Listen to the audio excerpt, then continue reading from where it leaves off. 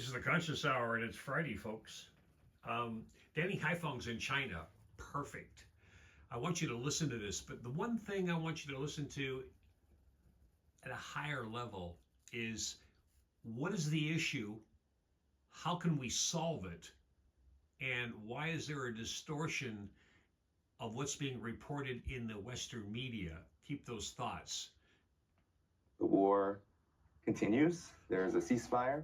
Now, recently, a vessel associated with China was seized by the United States in the region outside of the Strait of Hormuz. And the Trump administration, Western mainstream media are saying that it was a gift from China that was seized. And now this blockade that the U.S. has been waging has been largely associated with China in terms of why the U.S. is doing this.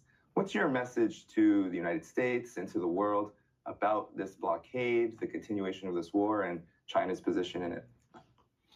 Well, first of all, the war launched by the United States and Israel on February the 28th has been a war of aggression. And Iran is fighting a war of resistance against foreign aggression, which aims to destroy its sovereignty and territorial integrity, or, as President Trump threatened, even to bring them back to Stone Ages. This is truly a very much of an overstatement, and it should never be allowed to be implemented. Secondly, I don't think President Trump or this government really knows what they are doing. Why they launched this war, what's the ultimate goal, and what is the pathway leading to the execution of the war, achieving their goal, if there is any goal. And President Trump seemed to be very much surprised when Iran closed off the Strait of Hormuz. He should not be surprised if he really wanted to launch a war against Iran. And the fact that the United States is now imposing a naval blockade on the at least a partially closed Strait of Hormuz is something very unusual in human history, because I don't think President Trump knows what he wants to do, whether he really wants to see the petrol price, the price of gas going through the roof, causing tremendous amount of pain to the American people or not. So I think we still need to see what's going on. I'm afraid the greatest certainty now in the world is the uncertainty of the United States under President Trump. And the greatest predictability now is the unpredictability of President Trump and his government.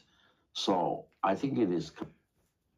And that's the risk factor right there. So why do we have this unpredictability?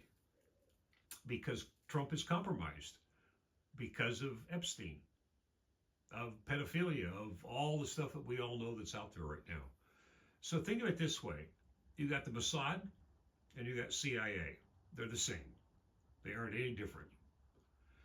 They are, I'll call it a predator species. They want to control the whole entire world. So they have leverage on Trump. Trump doesn't know how to get out of it. And so he's just playing the role. He listens to his people. Well, for example, we've got Jared Kushner and Steve Witkoff that are doing the negotiations, supposedly, but they're the real estate developers that are part of the Greater Israel Expansion Project that goes from Egypt all the way up the coastline through the Palestinian homeland, all the way into Lebanon, all the way into Syria. So he's compromised, and he's financially, he loves to make money. We all know that, but he doesn't have an exit strategy. He doesn't know how to get out of this. And Netanyahu has him by the cojones. So the solution is simple. Trump needs to be able to say, excuse me, I don't want to blow the world up. What can Netanyahu do to Trump? Expose that he's been involved? We all know that. But you see, they're living in fear. All of these Democrats and Republicans that have been taking money from AIPAC over the years are trying to save their own bacon. They don't want to be exposed. And I'm saying, oh, come on, kids. Jesus Louises. So you took money, you've been paid off for how long? How about we come into the room and be an adult? How about we look back at our children and our grandchildren and say, do we really want to blow the world up for a megalomaniac by the name of Netanyahu and the Zionist old military, old constructual, here we are, we control the world mentality? The bankers are done. They don't own everything anymore. There's just a bunch of very wealthy people that have all the wealth. BlackRock, look at how much wealth they have. Do they really want to continue down this road and blow the world up? No, but they don't have an exit strategy. The exit strategy is simple.